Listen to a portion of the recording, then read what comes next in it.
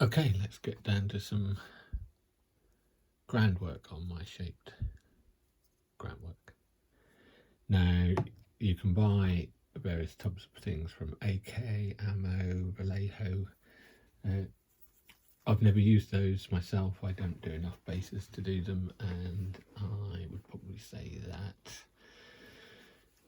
for me, the chances are if I bought some, I'd use it once, and next time I use it, it would all have solidified in the pot kind of stuff. So I'm happy to make my own at this point in time.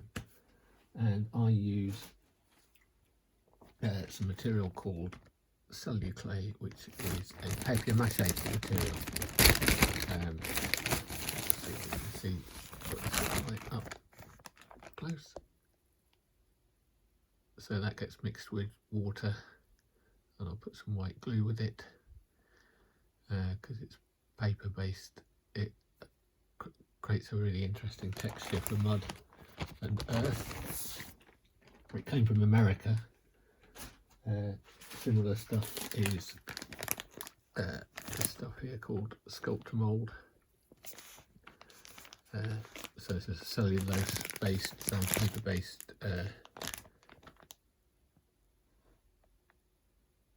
thing. It will form dry really hard, and a little goes a long way. Now, it's a really teeny tiny base, so I'm not going to use a lot of this stuff. I'm just going to plonk some in a tub, and I will add some white glue to it, PVA glue to it, washable PVA in this case. I just want a big generous dollop, as opposed to just, you don't want to over wet it, as it were. You don't want, I'm going to put a little bit of regular water in. These things are so handy. You can buy 3 for tuppence, halfpenny online. And I'm just going to mix that in together. White glue is always good to use because it will help stick it, make it sticky, and will stop it kind of curling, because the glue itself will act as a binder to the base. And I think when you look at that, if we zoom in again, it's got quite a cool texture. You can almost see the fibres of the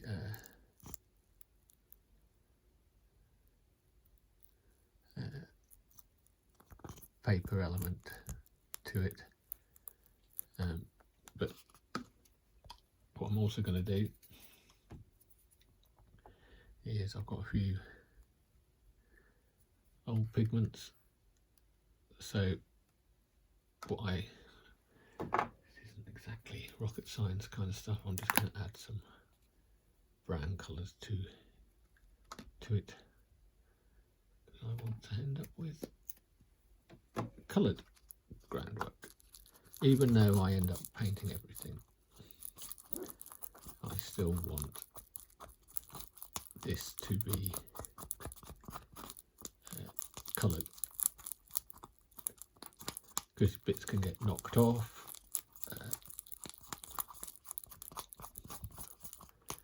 Bits can end up being exposed.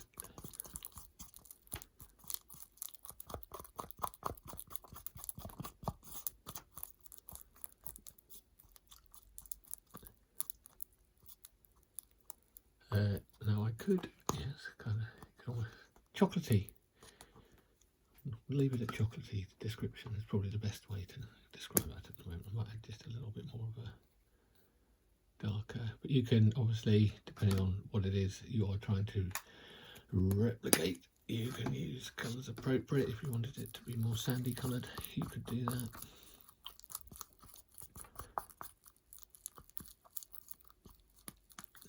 That feels pretty stiff and thick, as it were.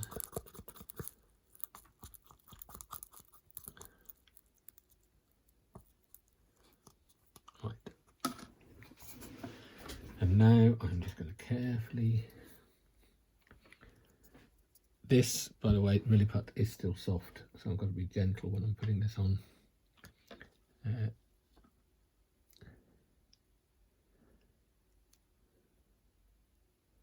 So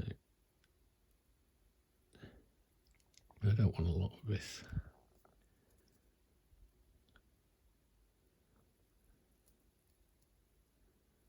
So I'm just carefully...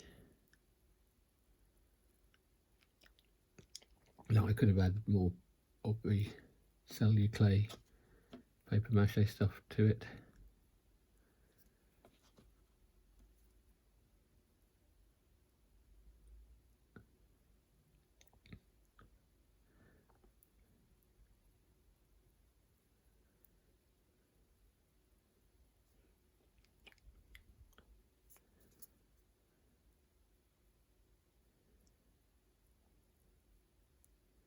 I think I want more at the front.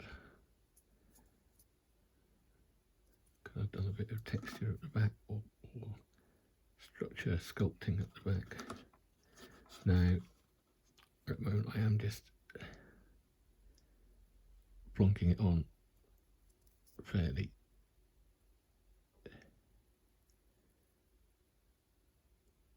roughly. And I've already used what I've mixed up. And I'm going to go and moisten the brush and just carefully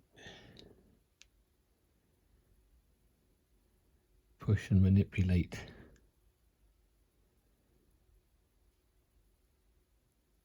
the material groundwork right up to the figure at the base.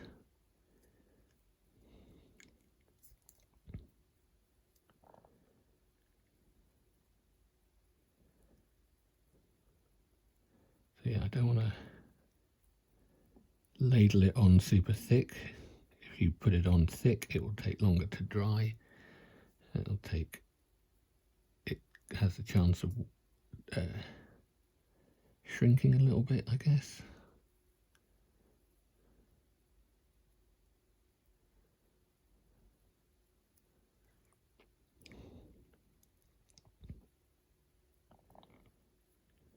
Again, just going to remind, I still want to end up painting this, so this is really just manipulating a look as opposed to anything finalized.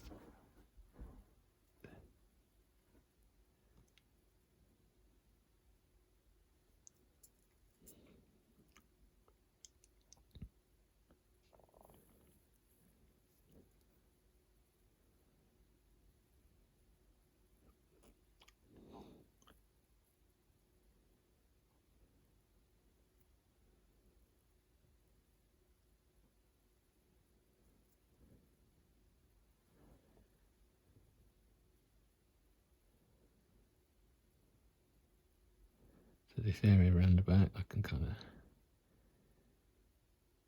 make it look like the earth is just partially covering this kind of exposed rocky area. Sometimes you don't know really what it's going to look like until you've given it a unifying coat of paint. Now there's nothing really, and I've used it before, to put some pigments and or paint in your milliput to change the colour. You can buy black milliput.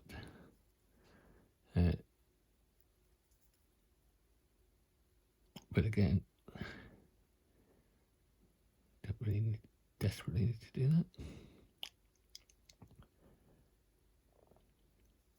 So I'm going to get some of this on the top of that little bit of rock, or that structure I've sculpted in.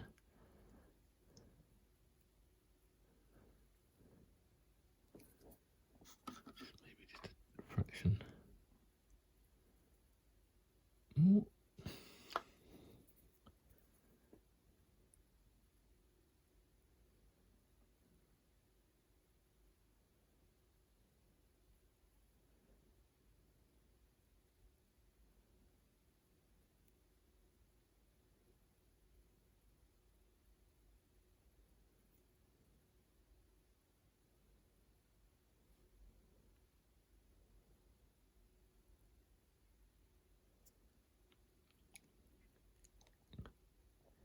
groundwork can be a lot of fun, especially on these little ones.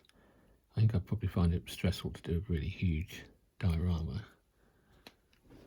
but when you're just doing a little bit, you can try to be a bit more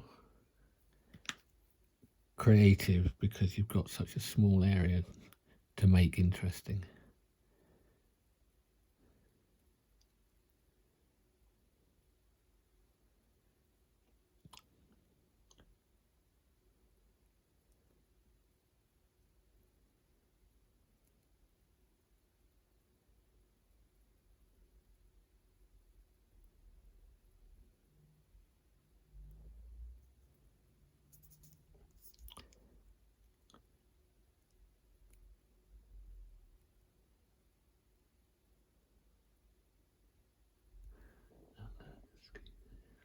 Keep moistening the brush.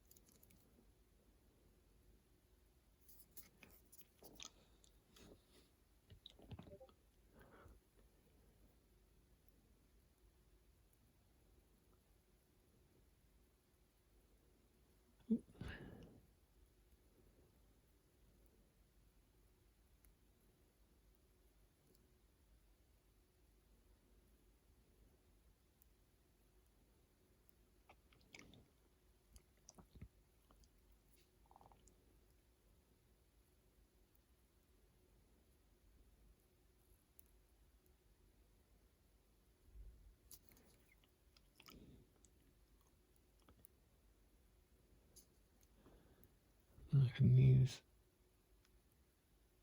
this brush. I can already see the groundwork mix is starting to dry, and I can kind of create little textures.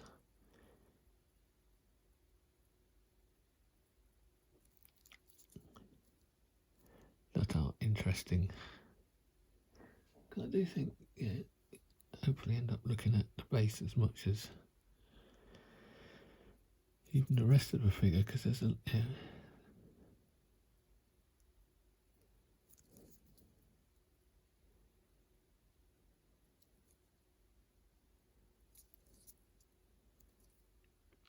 and when you're doing these kind of fun fantasy pieces,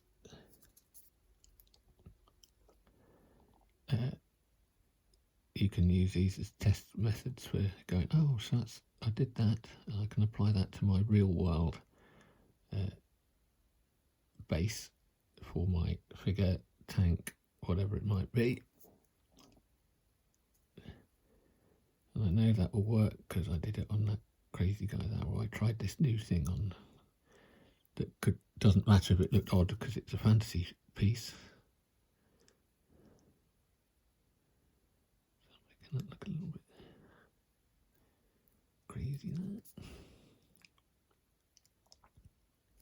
Right, I might almost just smooth a couple of bits out.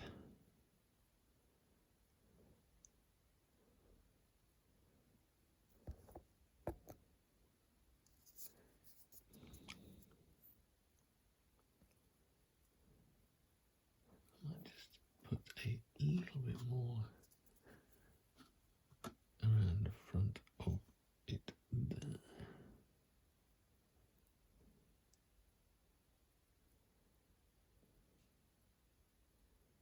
But no rules, just having a bit of fun. Now, this groundwork material, you could easily mix in some sand with that to add a bit of texture as well. For the purposes of this is going to have a nice bit of earthy texture anyway. And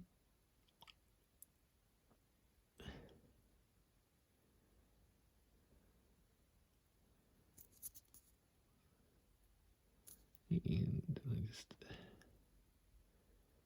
double check I'm happy with it.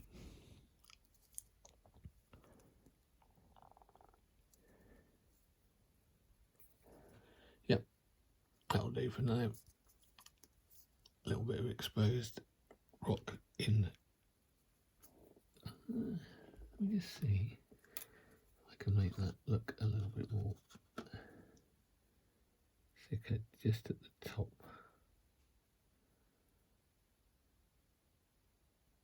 Come on.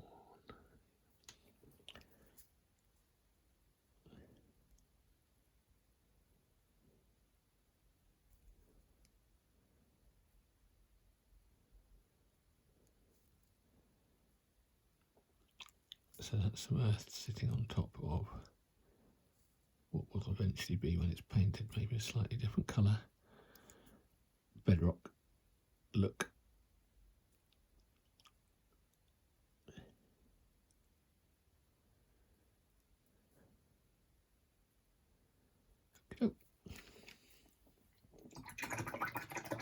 Good clean with the brush.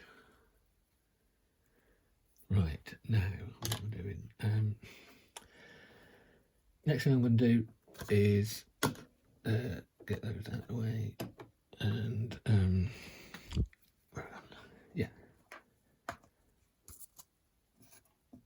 this is a little mix of earth from the garden, and sometimes I throw in some bits of grass and stuff, seagrass material that I use on the bases, and it gets swept up into here, so it's kind of a mucky overall thing.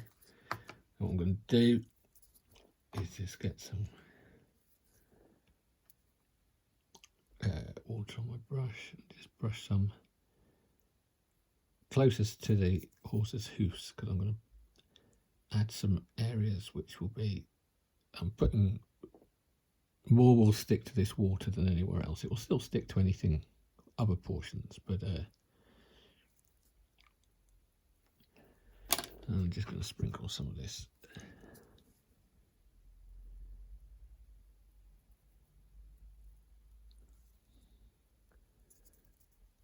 Just to add a bit of surface texture.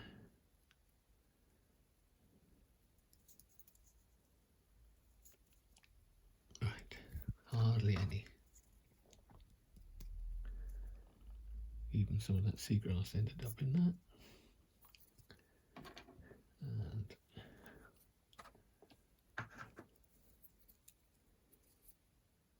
probably even a whippet hair or two.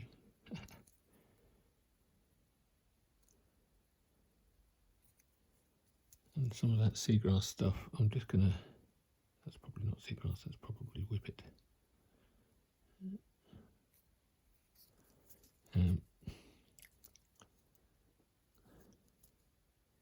I just push some of that into the ground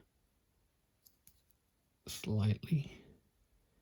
Again, it will add interest and texture when it dries. And everything is about interest and texture. And a big bit that I don't really want to get rid of that.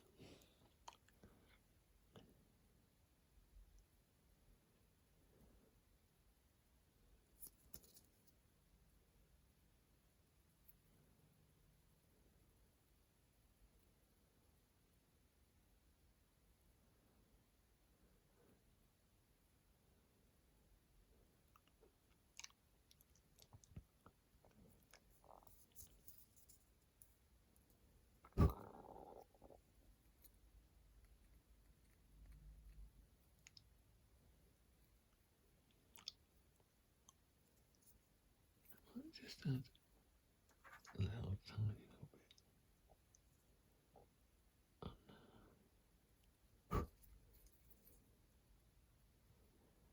So that was my little raised bit. It was a little bit devoid of texture on the top. Right, so there's that. So we've got shape and form of milliput. We've got a bit more shape but texture with the groundwork material, and then I put some, not much, but some real earth and crud on top. The final thing I want to do is add some tufty grassy bits, as you can see, tufty grassy bits. To keep it consistent with the other, but also attempt to disguise. I think so I'm just going to pull some bits out. Now get that out of the way so I can just work. The way I tend to use this is tweezers.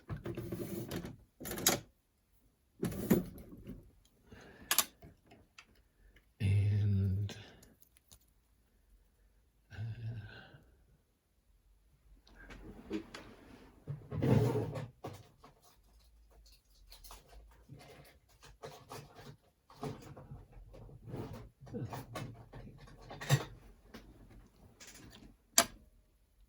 elements. I'll go and plonk a dollop of PB8. Ooh, nice. Oh, come on.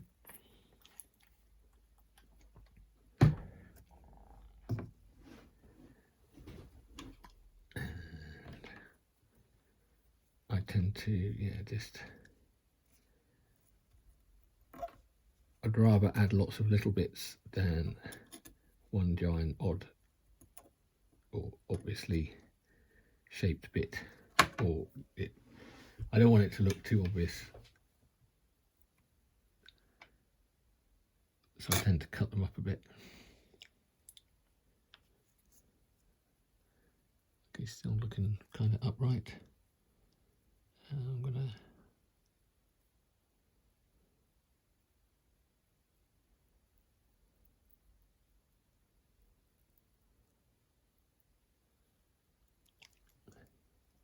start the slow and methodical act of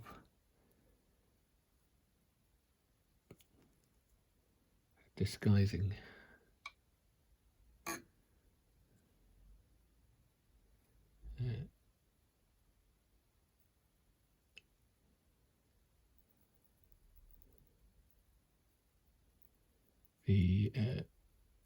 the base bit.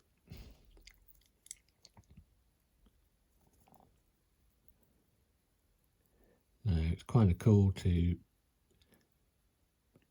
put this on while that groundwork is still wet and soft, because you can push these little tufts into the groundwork, and that will make it look all the more believable that they are part of the groundwork and are not stuck on top. But yeah, this is a slow process now, so we're 23, nearly 25 minutes into this.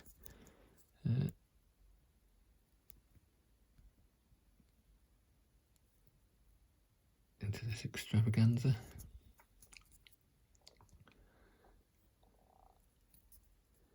And yeah, it's gonna end up having a character not dissimilar to that. And here we're galloping through. So I'm going to stop here and carry on doing this, and the next video will be, I think, painting the base. So yeah, thanks for your time, thanks for paying attention, and catch you soon. Cheers, bye bye.